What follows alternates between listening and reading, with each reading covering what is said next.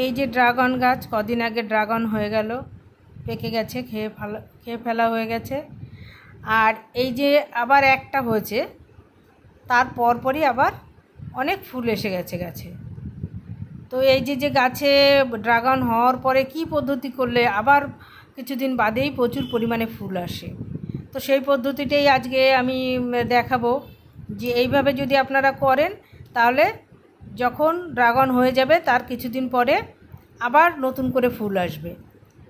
তো এই যে দেখুন গাছগুলোয় আবার ফুল এসে গেছে। তো প্রথমে যখন ড্রাগন হয়ে যাবে তখন হয়ে যাওয়ার পরে গাছের গোড়ায় কিছুটা গোবর সার, একটু খোল ডাস্ট দিয়ে দেবেন। আর এইভাবে দিয়ে তারপরে গাছে কাটিং করতে হবে, কাটিংটাই হচ্ছে মেইন। এই দেখুন এখানে আমি সব গাছ কাটিং করে লাগিয়ে রেখেছি, এইগুলো আবার নতুন করে টবে লাগাবো।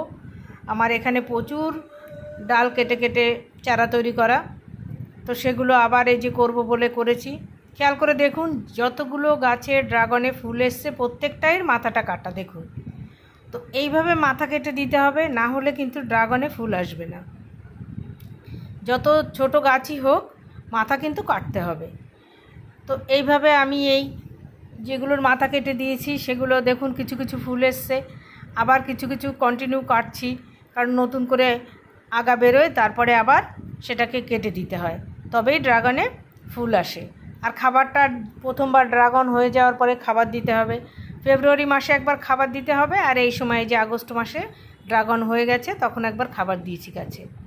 ড্রাগন খুব ধীরে খুব ধীরে খাবার অ্যাবজর্ব করে। তো এই যে এখানে অনেকগুলো আগা বেরিয়ে গেছে, এগুলো কাটা হয়নি, তো এগুলো আজকে কেটে দেব, কেটে এগুলোকেই আবার লাগিয়ে দেব। তারপরে আবার এগুলোর থেকে নতুন করে টবে গাছ হয়ে গেলে টবে লাগিয়ে দেব। এইভাবে আমি অনেক ড্রাগন গাছ করেছি। যেহেতু এ গাছের যত্ন লাগে না, তাই এ গাছ করতে খুব মজা, খুব কম যত্ন লাগে, বছরে দুবার খাবার দিলেই যথেষ্ট। গোবর সার আর খোল দিলেই হয়ে যায়, আর কিছু দেওয়ার দরকার নেই। এই যে এই গামলাটার মধ্যে আমার অনেক ডাল কেটে কেটে লাগানো আছে, তো এটার মধ্যেই লাগিয়ে রাখছি। গাছ হয়ে গেলে তুলে আবার নতুন করে মাটি তৈরি করে লাগিয়ে দেব। মাটি তৈরি করার সময় বাগানের প্লেন মাটি, গোবর সার, একটু খোল, হালকা অল্প করে একটু হাড়ের গুঁড়ো মিশিয়ে দিতে পারেন। তো এই যে এটাকেও লাগিয়ে দিচ্ছি। তো এইভাবে ড্রাগন আপনারা তৈরি করতে পারেন প্রচুর পরিমাণে বাড়িতেই।